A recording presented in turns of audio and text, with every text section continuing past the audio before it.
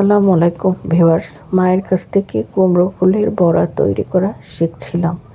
কড়াইতে তেল গরম করতে দিয়ে দেব।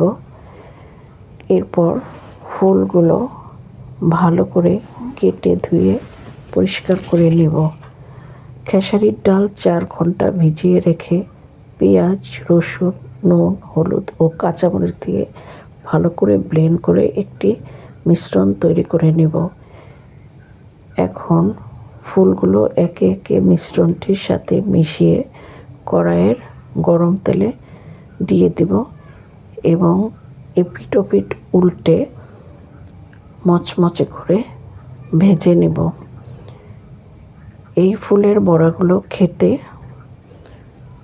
গরম ভাত ও পোলাওয়ের সাথে বেশ ভালো লাগে। এমনিও খেতে বেশ ভালো হয়। তো ভিউয়ার্স, আমার বড়া হয়ে গেছে। ধন্যবাদ সবাইকে।